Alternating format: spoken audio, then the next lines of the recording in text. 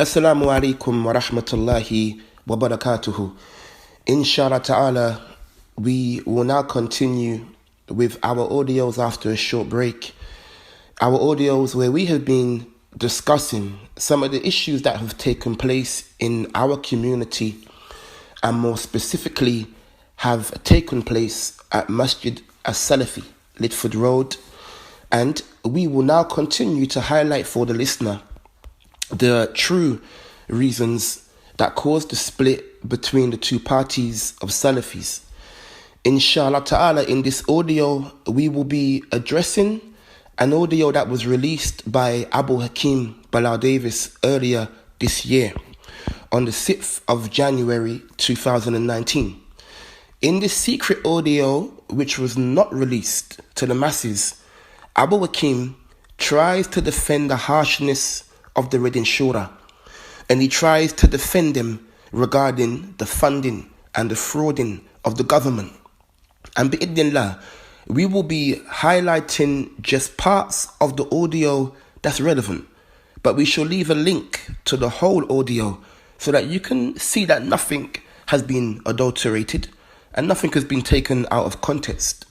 Within this poor attempt of another cover-up, Abu Hakeem lies many times and tries to feed the listener with multiple inaccuracies. And inshallah ta'ala, we will now go through these lies and inaccuracies one by one and give a detailed refutation of this audio, fully exposing the falsehood of Abu Hakeem Bilal Davis. Bismillah walhamdulillah wassalatu wassalamu ala rasulillah wa ala alihi wa sahbihi wa man wala wa ba'd. Alhamdulillah, from the blessings of Allah subhanahu wa ta'ala upon us here in the UK, that Allah Azza wa Jalla has blessed us with numerous cities that have been historically from the onset of the presence of the Da'wah Salafiyya here in the UK has been filled with the people of Sunnah in different levels depending upon those cities. Some of them have large amounts and gatherings of the people of Sunnah. Some of them have smaller gatherings. Nonetheless, alhamdulillah, Ahl Sunnah have been present in numerous cities up and down the country, and that is something that is observed by the people of Ahl Sunnah, by the people of Sunnah in England, and by those who are on the outside or outside of the country, outside of the UK. They observe the fact that within the UK, alhamdulillah, there are many cities that have the presence of Ahl Sunnah. When you have this type of khair present, then there is no doubt that the shaitan is going to be upset with the progress of the da'wah, the presence of the da'wah in these regions. For indeed, this is the legacy of the prophets and the messengers. It is the legacy of our father Adam alayhi salatu wassalam, and it is this very thing that the shaitan has made mention of, the fact that he is going to lay in wait for those who are upon siratak al-mustaqim. So here in his introduction to his audio, Abu Hakeem highlights that the shaitan is not pleased with the fact that the Dawah Salafiyya is flourishing. And he, the shaitan, will look to disrupt the khair that is present within the cities where the Sunnah is established.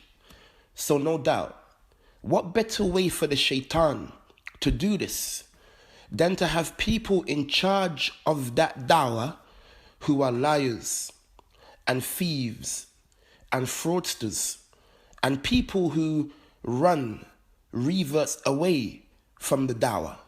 Would you say that such a people are guided, or would you say that they are corrupted and influenced by the shaitan?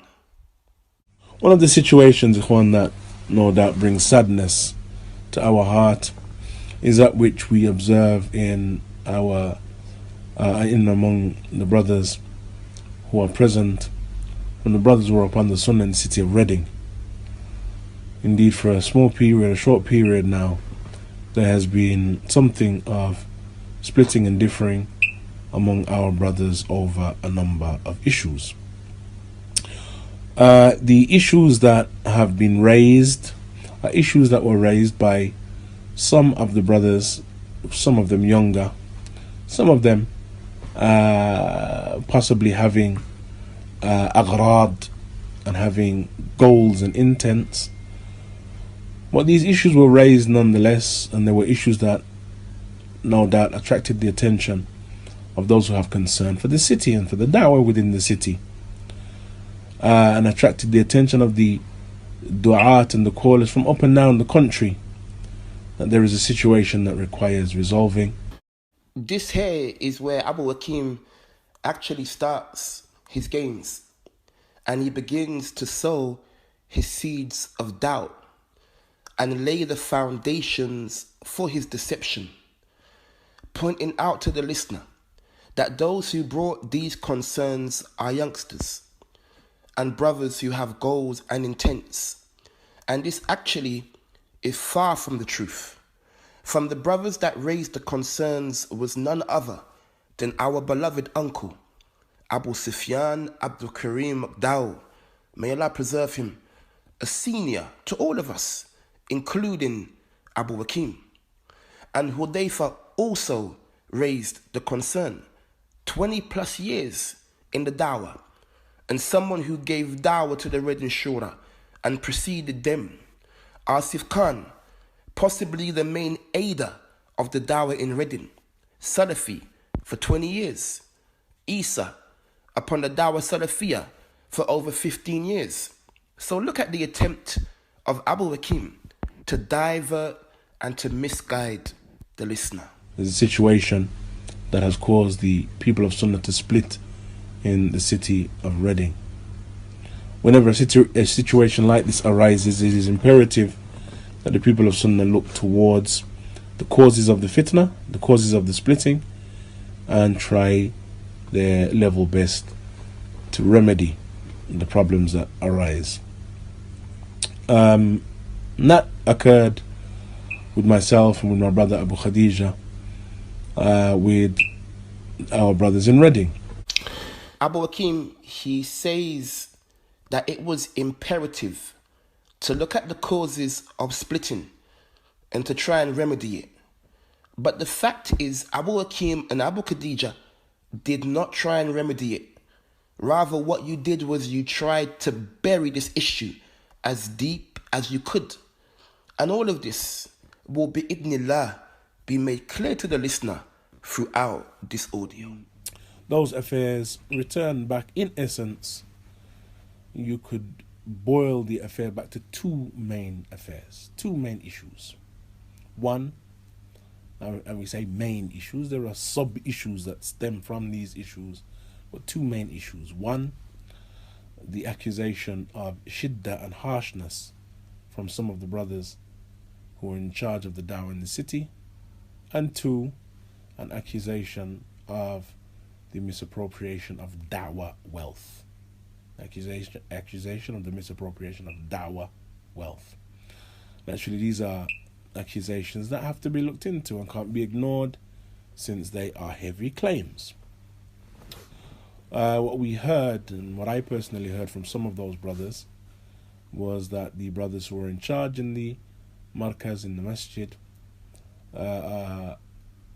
running the dawah heavy-handedly, and that people are being chased away.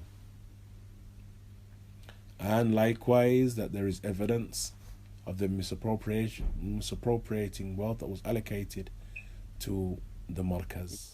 Abu Hakeem mentions here that in the first meeting that took place in November 2016, attended by myself and Isa and Abdul Latif and Khalifa, he says that we discussed how the Redding Shura was running the dawah heavy-handedly, and that we mentioned our concerns with regards to the government funding. The government funding was not mentioned once to Abu Hakeem in that first meeting. As we have mentioned previously, the only person at the time of the first meeting that knew of this funding was Isa, And the only issue that we addressed with Abu Hakeem in that first meeting was the shiddah that we had witnessed from the Reading Shura. So this is another of the many, many inaccuracies that you will hear from Abu Hakeem throughout these audios.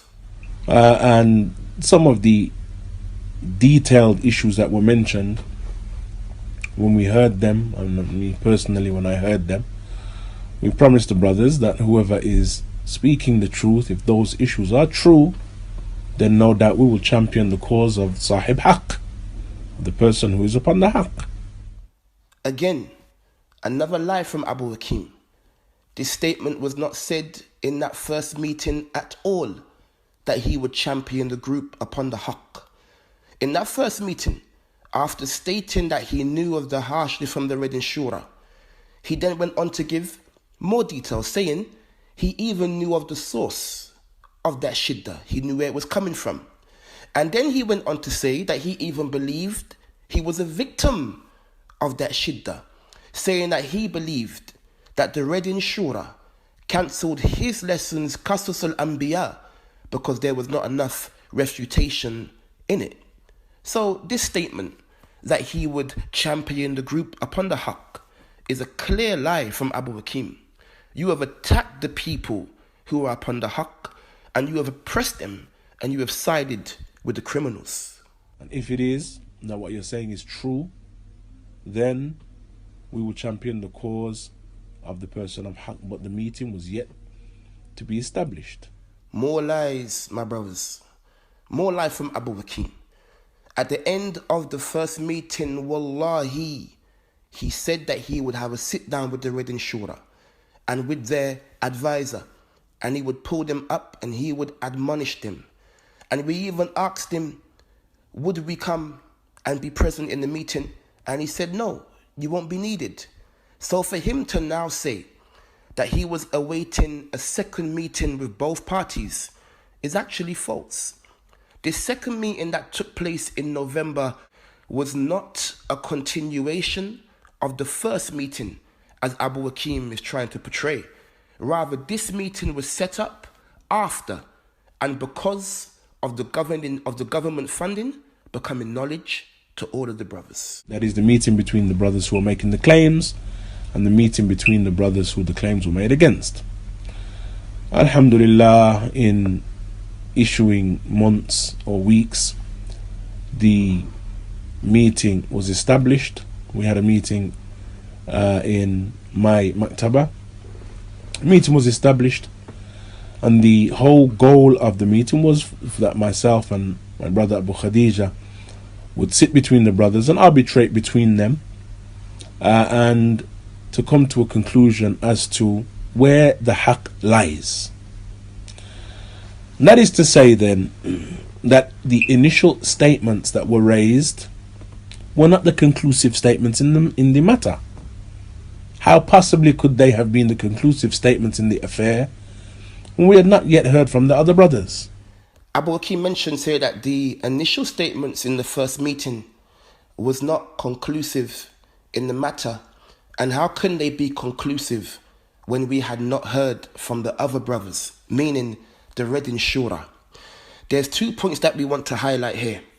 First of all, Abu Hakeem is the one that made the first meeting conclusive himself when he said he knew of their harshness before we had even brought it to him, and he would deal with it, etc.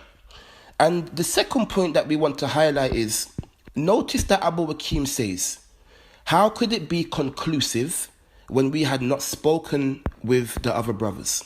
So we say, then how did you conclude that the shiddah towards Abdurrahman and Yunus and Abdullah was perfectly placed when you had not spoken with them?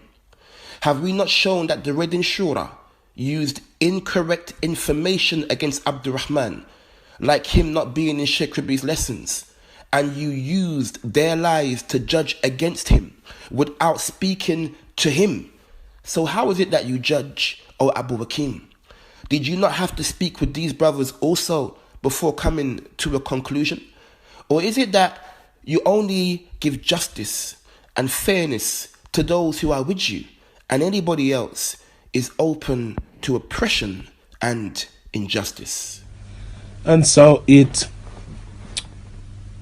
perturbs me that I hear that I gave brothers some sort of vow that I would defend and that I would back and support one set of brothers over another, when our intent in the whole affair was to bring about unity, was to expel the causes of khilaf and not to exacerbate them. And so how possibly then, and from the ajib statements that I'm hearing, is that I gave any set of brothers a vow that I would support and back and fight from your corner. That is not how we work here in this dawah. The reality is we have never told Abu Hakeem, or we have never told anybody, that we have a unrestricted support of Abu Hakeem. Unfortunately, it seems that Abu Khadija and Abu Hakeem would trust whatever they are told by the noble brothers on the Redding Shura. Brothers who clearly are not trustworthy. Rather, what has been said from the very beginning is what Abu Hakeem has said himself, and that is that he would address the issues of the Redding Shura. And we challenge Abu Hakeem to swear by Allah that you did not say this, and swear by Allah that you did not say that you knew of their advisor whom they seek counsel from, who has missed the mark many times himself. Swear by Allah. So this statement that we said he would support us and fight our corner is an inaccuracy and another clear lie. Those claims of harshness, those claims of shiddah, each and every one of those claims was sufficiently responded to. In fact, the responses caused the one who raised the claim to be silenced. And there was not one of them that raised the claim, except when the claim was responded to, they were silent. And we were silent as observers. And we afforded each and every individual the opportunity to respond sufficiently, and the sitting went on for hours. If there was any other issue after our brothers had responded, if there was any other issue, then there was ample time for those brothers to make counterclaims or to disprove the answers and the responses. None of that occurred. Rather, we had those responses, or we had those issues responded to sufficiently, with responses that satisfied both myself, my brother Abu Khadija. Here Abu Hakeem then says that all of the claims of shiddah were sufficiently responded to. This we find absolutely amazing. These concerns that we brought and the Redding Shura did not deny were the same concerns that we mentioned to Abu Hakeem in the first meeting, only a few months prior. So what changed in that time, Abu Hakeem? What changed in this person who the affairs originally was so clear, and when hearing of the treatment of Abdurrahman, he put his hands in his head, to this person who now says that the shiddah was perfectly placed? What happened? It's as if it's a different person. Is it that you are now in the presence of Abu Khadija? Abu Hakeem, what sufficed you now that troubled you then? I have asked Abu Khadija to provide the evidences that he heard that made him conclude that the shiddah was perfectly placed, and he has refused to answer. So perhaps you can clarify, Abu Hakeem. Please, inform us. What sufficed you? Was it that he was not in the lessons of Sheikh Rabi, which turned out to be a lie? Is it that what you heard in the meeting that sufficed you? Or was it that he sat with Sheikh Wasi Allah? Is it that what you heard in the meeting that sufficed you? Or perhaps it was him mocking a brother's shoelaces or wanting a different type of cuisine? Is it this that sufficed you, O Abu Hakeem? Are you sufficed with the fact that a revert, only 3 years a Muslim, is boycotted for reasons unknown to him and not advised? Does that suffice you, O Abu Hakeem? Are you sufficed that a young Muslim is boycotted for asking what the issues of Sheikh Falah are? Is that what suffices you, O Abu Hakeem? Is that your manhaj, Abu Hakeem and Abu Khadija? Enough for us being silent, then this actually has some detail which is needed.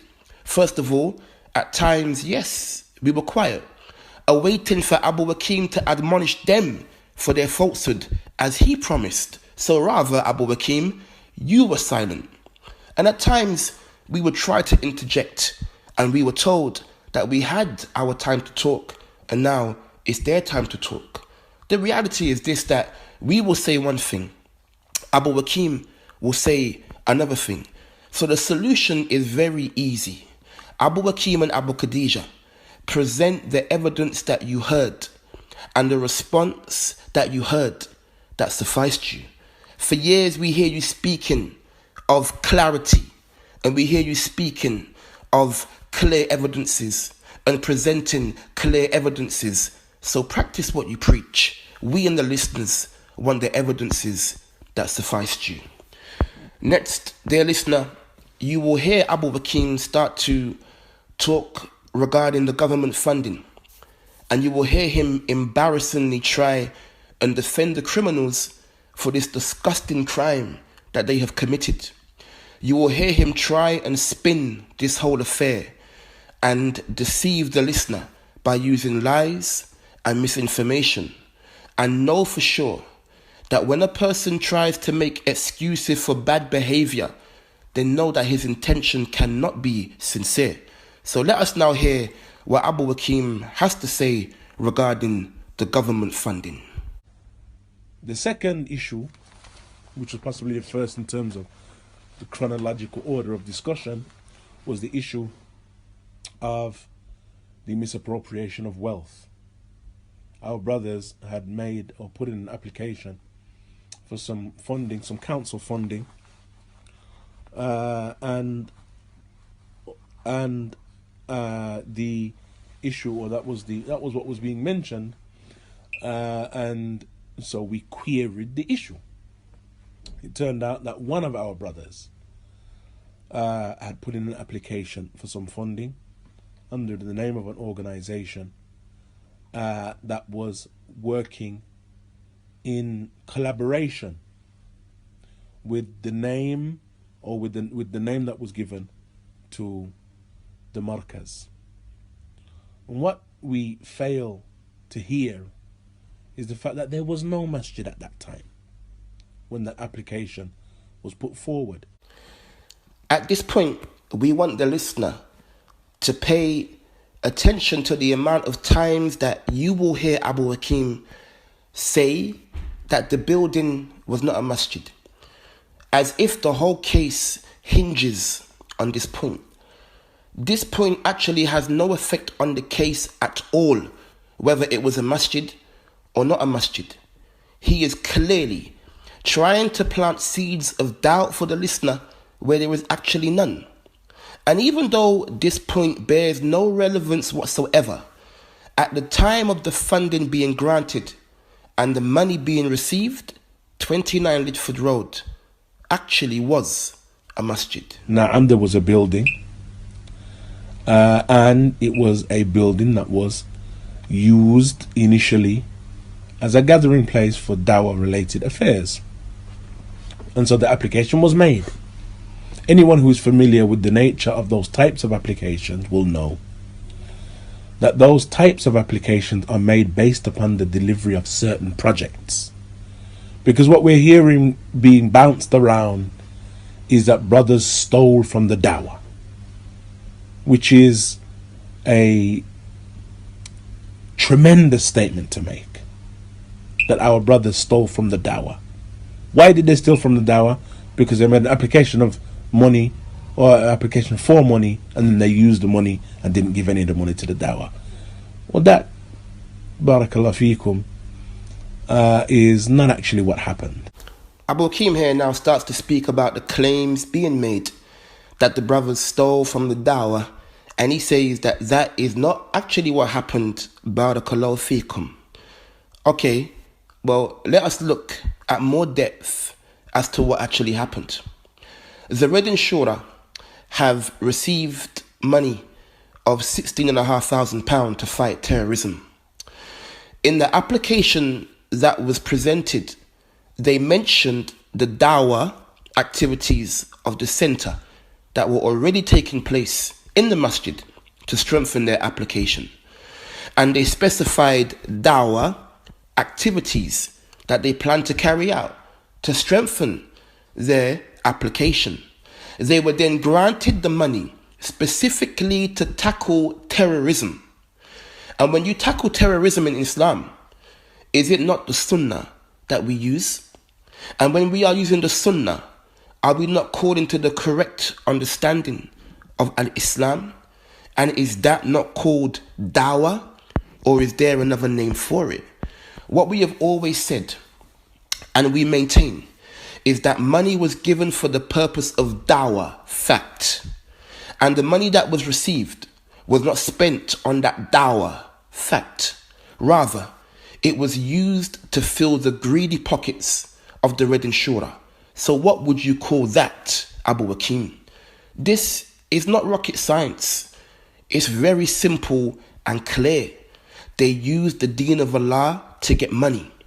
They promised to fight terrorism by according to the correct understanding of al-Islam. And not a penny was spent on that. And they could not produce a single receipt. They then lied through their teeth in the final report, and they used the dawah efforts of others to cover their tracks. Despicable them and anyone who tries to support them. What actually happened was one of the brothers, who already has a community-related organization, he put in an application for some funding to deliver some projects that his organization, alongside the center that was being used at that time, that was not being used as a masjid, was not a masjid at that time, or not known as the masjid, the Salafi masjid as we know it today. It was a building that he has the lease for, that he put in an application for delivering some projects. Those projects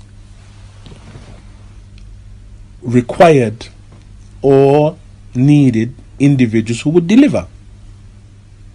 And so requests were made to other brothers who were involved and are well known in the city to help with the delivery of those projects. And they were delivered. Some of them were not achieved and accomplished, and the council was informed of the fact that those things were not achieved and accomplished. And the council, who was the funding body, was happy with the manner in which those projects were delivered, and happy with the fact that the organization had informed them of the fact that they were not able to deliver on certain elements or certain arms of the project, like the establishment of a website, mathalan. And so the funding body was pleased. Now we hear Abu Hakeem state that the governing body, that being Reading Borough Council, was pleased with the completion of the project and how these projects were carried out. Well, first of all, the governing body were actually fed a bag of lies. Don't forget, they were told that cupping was done, and an Arabic course and kids' Quran class was done. And the truth is, not one of these things mentioned was a part of the proposal, nor was money funded for them, and nor was money spent on them. These were masjid activities that were used and mentioned in the end of year report to try and justify some work being done. All, by the way, having no relevance at all to fighting extremism. A link for this same end of year report will be left below. Take a look for yourself. £16,500, dear listener. Where did it go? Every single event that was mentioned in the end of year report, not one of these events did the people who delivered them know that it was under a prevent scheme, and nor were they paid. Abdul Ilah Lahmami himself has said that his wife did not get a penny for the cupping that they say they spent money on. And then he says, no evidence against them. Go figure. And subhanallah, look at the lack of remorse and look at the lack of shame. Look at what they say in the end of year report on point 7 when they were asked regarding their exit strategy, and they state that we have applied for further funding but have not been successful. Subhanallah, subhanallah. You have taken £16,500 and you are trying to take more money from charitable trust, trying to take more money set aside for a good cause to line your pockets. And the most disgusting thing is you are using the religion of Allah to do so. We ask you, dear listener, is there anything more despicable than this? And these are the people that Abu Hakeem and Abu Khadija and Abdul Ilah are defending. And if the council was pleased with the project and the completion of it, as Abu Hakeem says, then why did we have a meeting? And why did you judge misappropriation of funds? And why did you advise Shahid to step down from the shura? And why did you say you roughed up Shahid? And why did Abu Khadija say that Yazid and Abu Zayd made mistakes regarding the funding that was not acceptable? And why was a new bank account set up for the Masjid? And why did Abdul Ilah tell Yazid and Abu Zayd to return money? If the governing body was pleased, then why the need for all of this, O Abu Hakeem? So the issue that remains is, does this constitute stealing from the dawah? When number one, the masjid that is there now was not the masjid, or was not known as a masjid at that time. That it was a building that the brothers had acquired, and the brothers would gather within it and use it, and there were possibly events or lectures and what have you that may have been delivered. Once again, we hear Abu Hakeem reference the masjid not being a masjid at the time of the funding, trying hard again to plant doubt in the listener and clearly trying to deceive the listener. And his deception does not end there. He then says that there was possibly events or lectures and what have you that may have been delivered. What do you mean, Abu Hakeem, that there was possibly events that may have been delivered?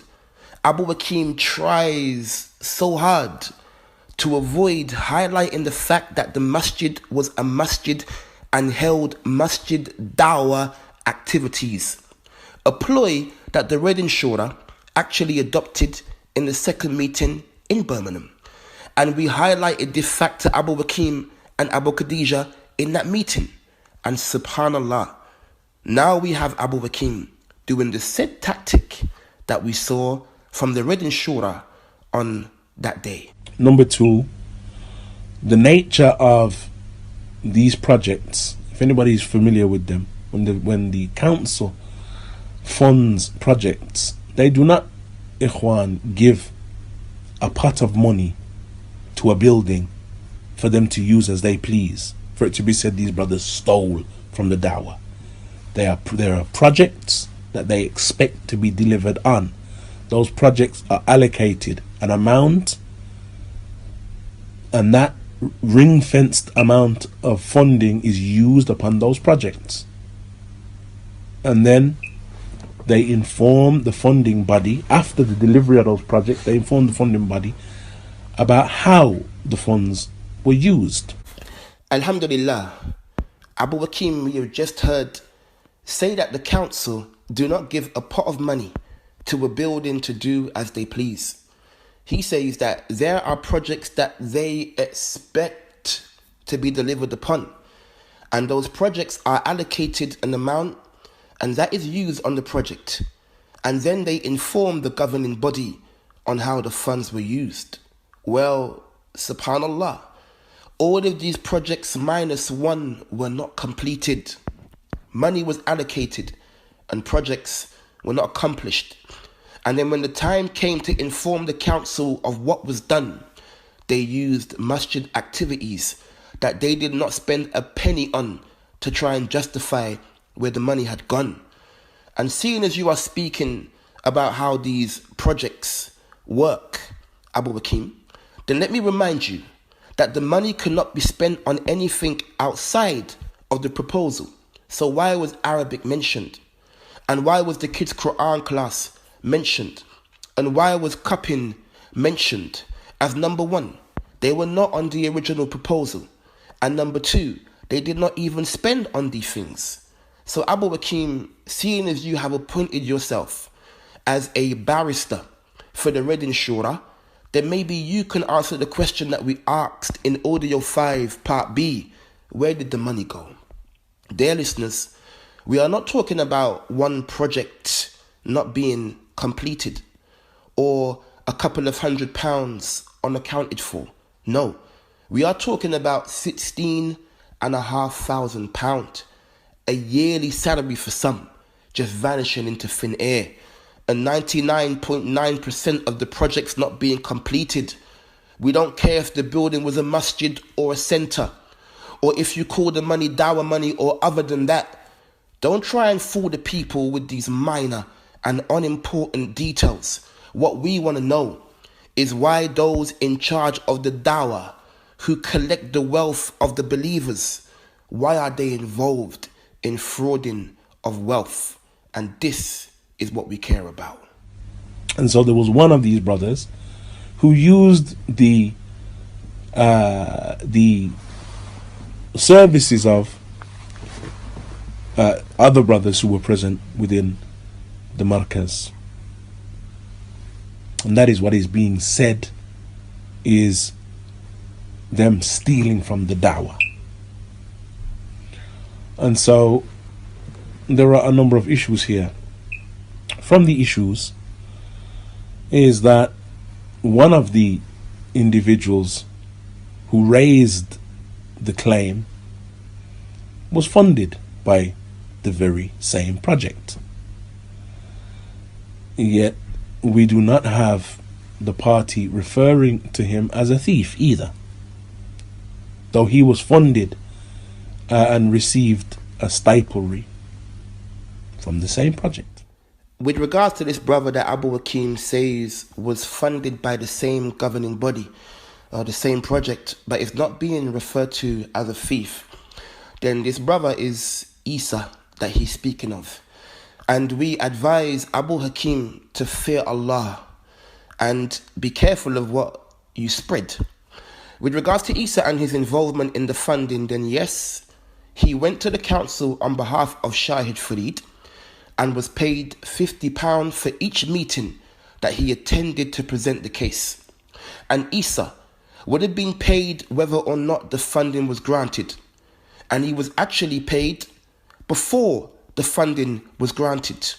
And he was paid his wage for his work by Shahid and not from the funding. And additionally, Isa completed the work that he was given, unlike Shahid and Yazid and Abu Zayd. And he distanced himself from anything to do with the project when seeing how inactive the workers were and noticing that the money was gone and the work was not completed. And in that second meeting where Abu Hakeem was present, Isa aired his frustration at the fact that his name was on the end of year report and clearly mentioned that he freed himself of any involvement in this project. So for Abu Hakeem to even mention this lie and try this filthy tactic just stinks of desperation. And it shows the level that these brothers are willing to go to defend falsehood and to cover those who are with them, even if it means oppressing others and lying upon them. 3, we have an indication of the fact that our brothers, particularly certain individuals should fear Allah Azza wa Jal in relation to how they use their tongue and in relation to the accusations that are made. Because these types of accusations, ikhwan, are accusations that the accusation themselves are major sins.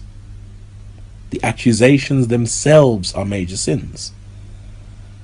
And unless they are sufficiently substantiated, then it is not permissible to accuse individuals of that which they are free from. When we had the issue presented to us, it was presented to us as the brothers stole from the Masjid, and that they used the name of the Masjid when they went and they put in the application. And apparently we're hearing agreed that there was misappropriation of funds. And that, ikhwan, is something that is ajib. Again, for individuals who did nothing but sit between the brothers, listen to the accusations, and then come to conclusions based upon what was presented. But the reality is, the true nature of those accusations were not presented. Subhanallah. Once again, Abu Hakeem here tries to convince the listener and himself that our evidences were not substantiated. Clear-cut evidence, ikhwan. We are not talking about hearsay. We are talking recordings, WhatsApp messages, documented paperwork, hardcore, cold evidence. And you say, not substantiated, no evidence whatsoever. And then the Reading Shura cannot produce a receipt, an email, no evidence to prove their work, nothing to account for £16,500, and they are freed. And then you say it's ajib that you are hearing misappropriation of funds. This was your judgment. Abu Hakeem, have you forgotten your own judgment? Did you also forget that you roughed up Shahid and you advised him to step down from the Shura? Well, don't worry, because we have the messages saved and we shall leave a link for them also. Because we didn't know that it was not a masjid at that time. We didn't know that these were projects that were to be delivered upon. These were all pieces of information that should have been presented by those brothers who made the initial claim in the first place. And so it is ironic that one of the brothers who has been championing this accusation at that time, at least, was likewise funded by the very same project. Just as it is amazing that one of the brothers who make the claims of shidda against a particular individual from their brothers, a particular individual who is well known to all of them, that the brothers were harsh against this particular brother. That one of the brothers who makes this claim, he himself has written an 18-point refutation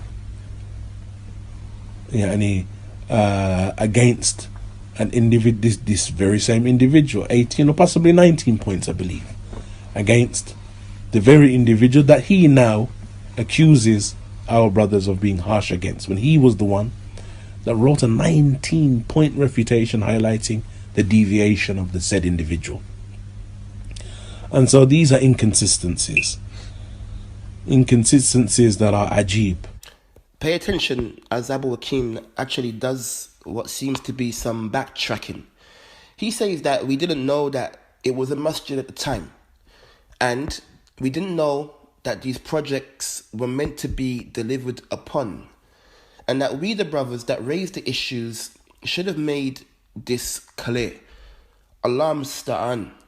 So you needed us to tell you, Abu Hakeem, that the projects were meant to be completed and delivered upon.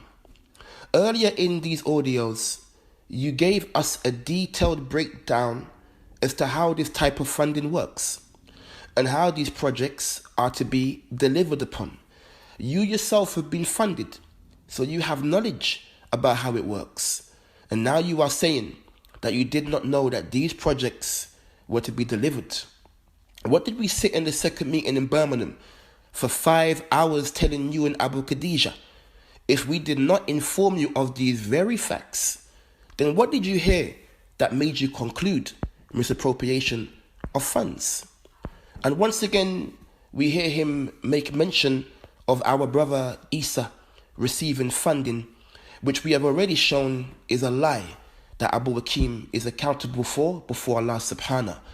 And then he goes on to mention a brother who accuses the Red Shura of harshness actually wrote a 19-point refutation against one of the brothers whom he says they were harsh against. I'm sure that the listener by now knows that I am the brother who many years ago wrote these 19 points against Abdurrahman. Points that we have shown are oppressive so many times throughout these audios, and full of ignorance and lies that we were fed and inaccuracies. Abu Hakeem says it's ajib that I have wrote these points and are now calling the shura harsh for boycotting Abdurrahman. Rather, Abu Hakeem, we find it ajib that you, a person that told me that I was wrong when mentioning points from these same points to you in the first meeting, and a person who was sat for years with our ulama, then we find it ajib that you are now promoting these points and you are trying to use them as a proof for the correctness of the Red Shura in their stance against Abdurrahman. Alhamdulillah, these points are now out there for the people to see, and I have recanted and highlighted one by one in audio 3 why these points are falsehood. So we now await for you to tell us what from these points is correct and a proof of the deviation of Abdurrahman. Subhanallah, Abu Hakeem said I wrote 19 points that highlight the deviation of Abdurrahman. So please, if you are truthful, explain this deviation to the people. Was it the fact that in those points I say that he was not in Sheikh Rabi's lessons? Is it that makes him a deviant?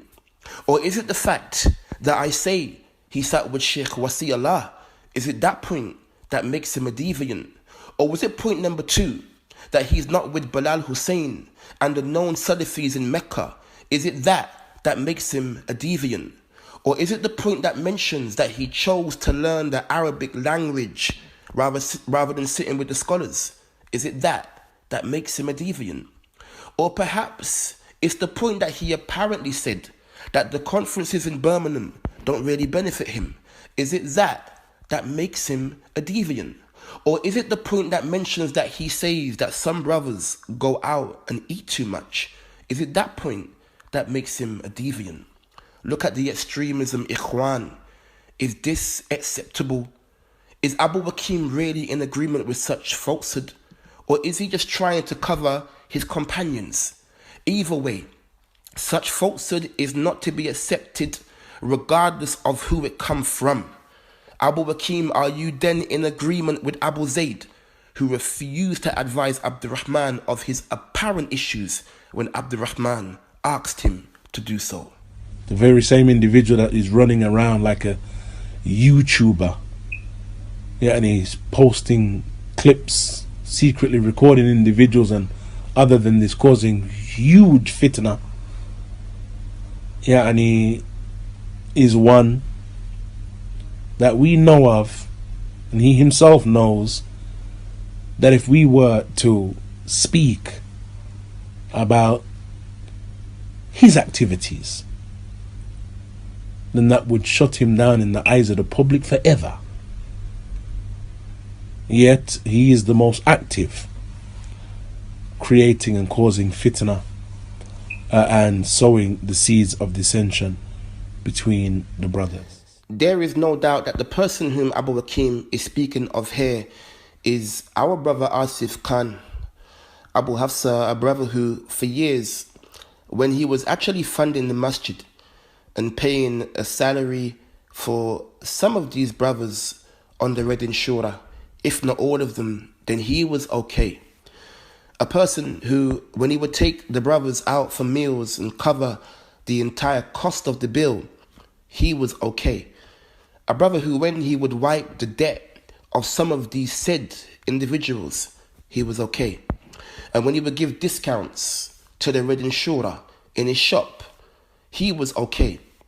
Someone who, according to Yazid, was one of only a few of the brothers in Reading who was sound.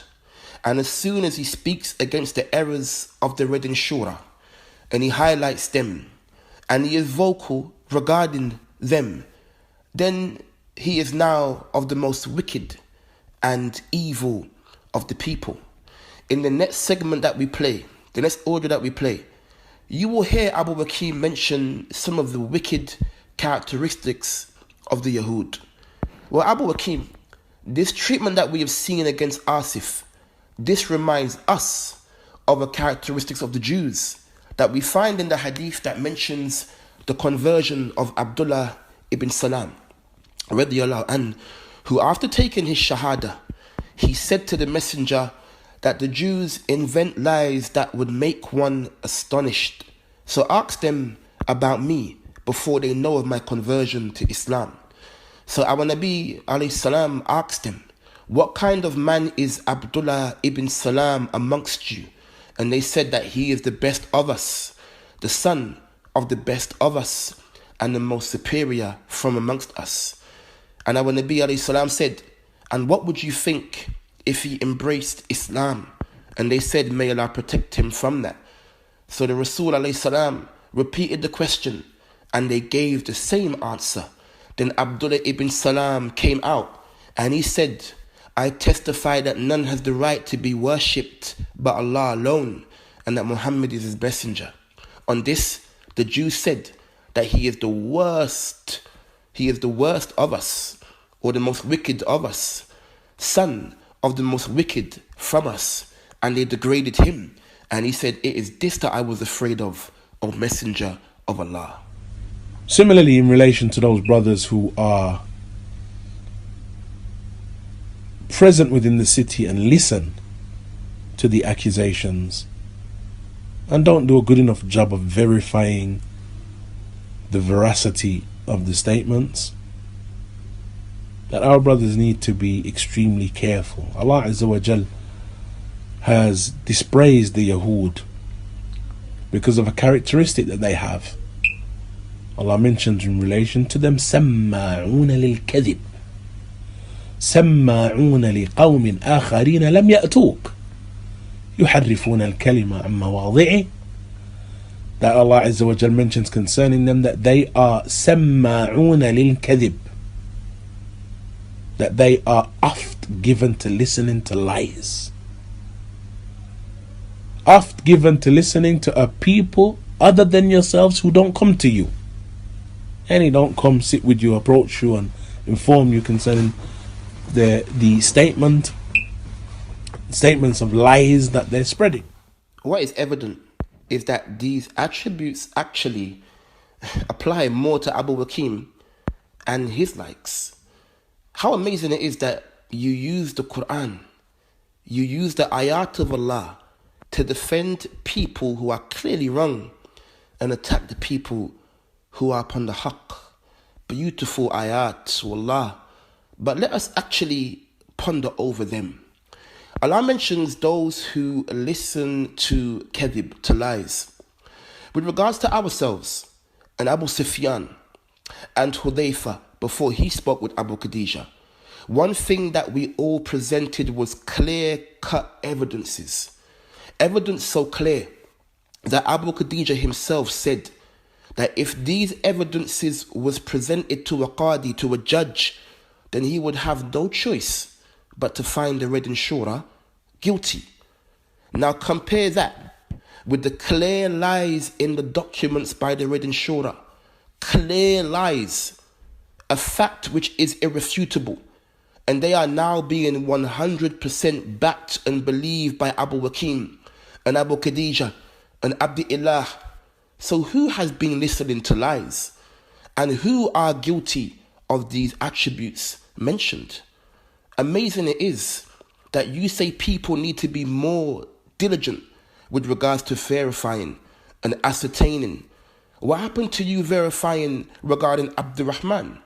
No doubt, seeing as you appointed yourself as a judge concerning him, then you are more in need of being careful in making tathabbut. And let us mention another hadith that highlights the ways of the preceding nations of this ummah. It's narrated by our mother Aisha radiyallahu anha that the Quraysh worried about the lady from Bani Makhzum who had committed theft, and they asked, who will intercede for her with Allah's messenger? Some said, no one dares to do so except Osama bin Zayd, the beloved one to Allah's messenger. When Osama spoke about that to Allah's messenger, then he said, do you try to intercede for somebody in a case connected with the punishment of Allah? Then he got up and delivered a sermon saying, what destroyed the nations preceding you was that if a noble amongst you stole, then they would forgive him. And if a poor person from amongst you stole, then they would inflict Allah's punishment upon him. By Allah, if Fatima, the daughter of Muhammad, stole, I would cut off her hand. And this, my brothers, is Salafiyah and the complete justice of Al-Islam. The Rasul, his own daughter, his own flesh and blood, showing that regardless of who you are and regardless of your lineage, you are not above the haqq and retribution. And we do not give preference to a people and overlook major mistakes because they are with us. This, wallahi, we have been prohibited from. If only Abu Hakeem and Abu Khadija and Abdullah sat down and pondered that you have reached a level that you can quote ayat that is actually against you, wallahi, you should genuinely fear for yourself. Those who Allah Azza wa Jal, His mercy is upon, then they are the people of i'tilaf, not ikhtilaf. Those are the people of unity. They come together. They recognize that in their unity is strength. Everything here we agree is true in general. We agree that unity is strength. But the question is, what do we agree upon? And what are we united upon? So is it that if somebody steals money, then we turn away and we ignore it for the sake of unity? Did we not just hear the hadith of the ways of the preceding nation? Yes, we know the importance of unity. When we came to you, Abu Hakeem, that was not to destroy the unity or the dawah, but rather we came to fix it. And now you have turned on us and attacked us, and you support these criminals. So yes, we know the importance of unity. We are the ones that made countless efforts to rectify this affair and keep unity. We are the ones that sacrificed ourselves, hearing our names being slandered week in and week out, and remained quiet. We were the ones that invited them for Islah, and they refused. We are the ones that invited the Red Shura to take our affair to our alim, and we said we shall unite upon the nasiha and the judgment of that qualified alim, and they refused. So who are the ones that was working for unity, and who are the ones that destroyed it? They recognize that we are all humans. We are subject to error. And that is that all of us, and in particular our brothers in the city of Reading, we're all subject to making mistakes. There are things that may be done that could have been done better. There are approaches to situations that we could have done in hindsight in better manners. Are we now going to be the type of nitpickers that will now sit for months and years and speak about they should have done this and these ones should have done that and that should have done such and such, while our dawah is crumbling before our very eyes? Mistakes, Abu Hakeem, are of levels. Some mistakes are big and some mistakes are small. Some mistakes can be overlooked and some mistakes cannot. The error of the Reading Shura, O Abu Hakeem, is not a small mistake. These people stole wealth using the deen of Allah to attain it in a haram way, and you call it nitpicking. A brother, a new revert, oppressed to the point where he said that this time of his life, where he was boycotted, was very difficult for him, and you call it nitpicking. Subhanallah. So what is it that you consider to be a serious mistake, Abu Hakeem? And yes, no doubt, the dawah is crumbling. And it's crumbling because of the people who are running the dawah. We forced you to act, Abu Hakeem, and we begged you, and you still did not act. So don't act like somebody who is now concerned. Where was your concern for the dawah when Umar and Abu Abdurrahman was chased away? And where was your concern when Abdurrahman was chased away, and Abdullah and Yunus, and you sanctioned their boycotting? And where was your concern when Rayyan was pushed away? And where was your concern when Aisha fled from the Masjid? And where was your concern when our children in the Quran class had to leave because of this shura and their lack of due care? Where was your concern? And you, Abu Hakeem, you have a share in this, because you have left these criminals to continue upon their path of destruction. And now look at the fruits of their dawah. Go for the salah. Go, and you will be fortunate to see one complete row. So no doubt, the dawah, it is definitely crumbling. How sad it is, Abu Hakeem. How sad it is how you have changed. You know that Allah knows the details of that first meeting that we had, and also your verdict of misappropriation of funds. And you know the evidence of fraud is overwhelming and as clear as the sun. And you have tried to cover this scam from the Reading Shura by presenting smoke screens and by being deceptive and flat out lying. And you have shown extreme oppression, insinuating that me and the ikhwa have caused fasad and other than that. And you have also aided the Reading Shura in their oppression. Your companion and your co-defendant Abu Khadija likewise has made many bold accusations, and his slander has known no limits. He has accused us of being possible infiltrators and seekers of fame and envious and many more. Wallahi, we will see you both before Allah Yawmul Qiyamah if you don't repent and clarify. And I ask Allah, by his lofty, perfect names and attributes, that he fully exposes all of you for your corruption and your oppression. Wallahi, there is much more that we could have highlighted in this audio. But what has been presented is more than enough for the one who is sincerely seeking the truth. And not for the one who is not, then 1,000 proofs will not suffice him. We want to also remind the listener to be careful of whom you take your affairs to. These self-appointed judges clearly are not fit for making judgments.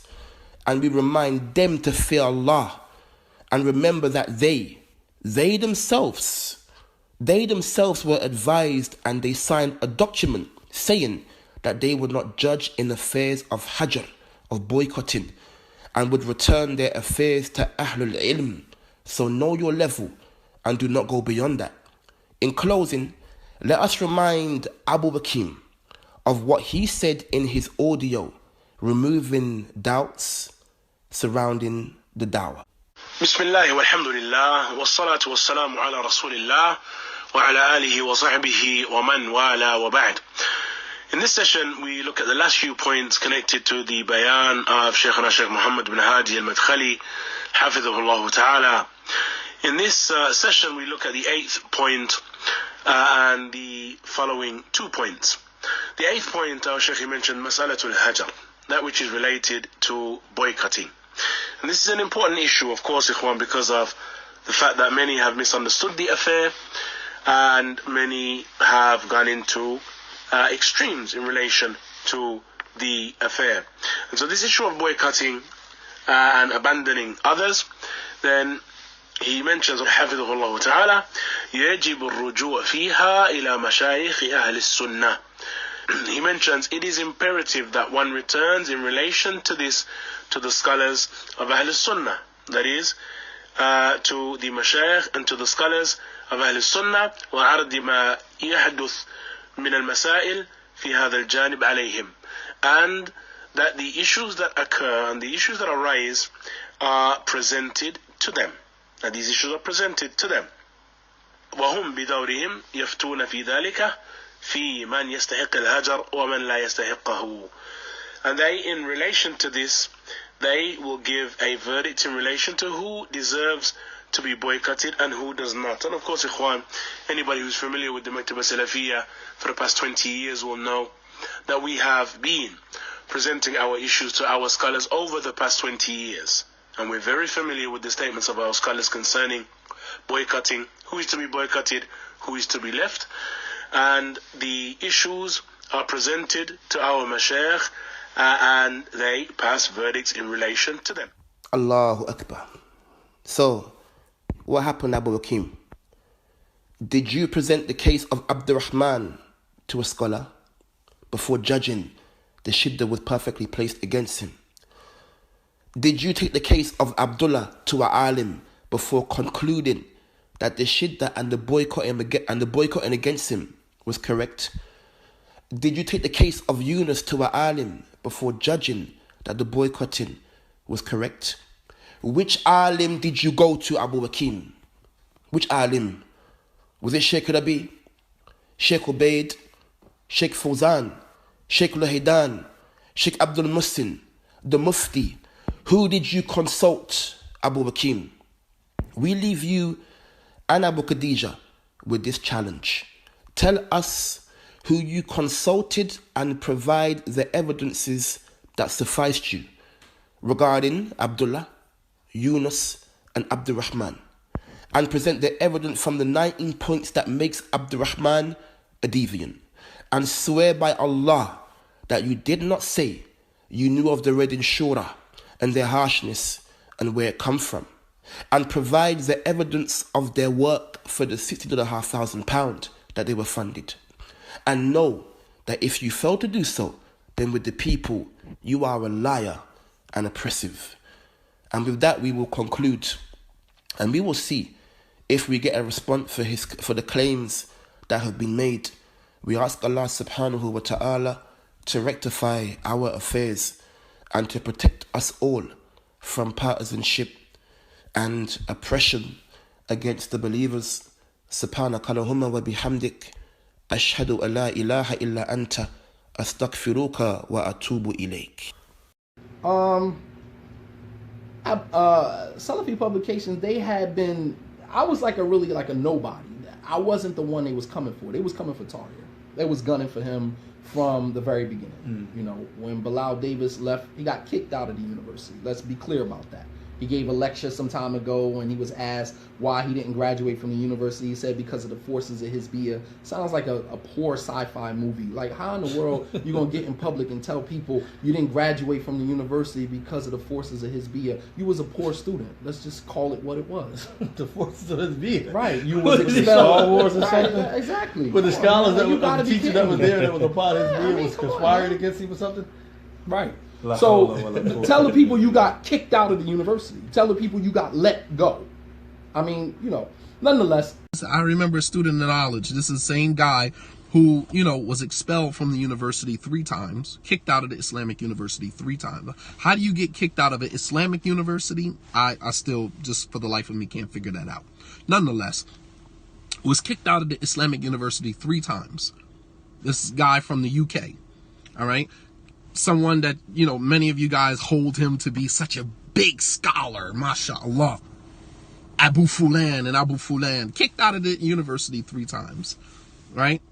And he got on public and was asked, why didn't he graduate from the Islamic university? And this dude had the audacity to say the Hizbis You know, the Hizbis infiltrated the Hizbis infiltrated the Islamic University and, you know, stopped me from getting my education. And it's just like, dude, you were kicked out 3 times.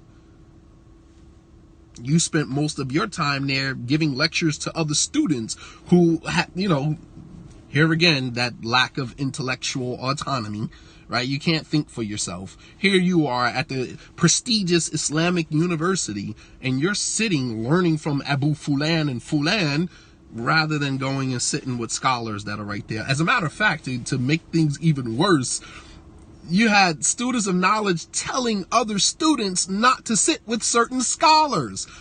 Go figure. Think about the absurdity of this. And this, I'm letting you guys in on stuff that you probably wouldn't know unless you were there. If you know, you know. But some of you will never get the inside story because, you know, we come back to America and we try to, you know, paint this picture that everything was all good. I'm a realist, so I live in a real world. I'm sorry, I can't, you know, I'm not going to play that role, and I'm not going to paint that picture for you. I'm going to tell you what really happened.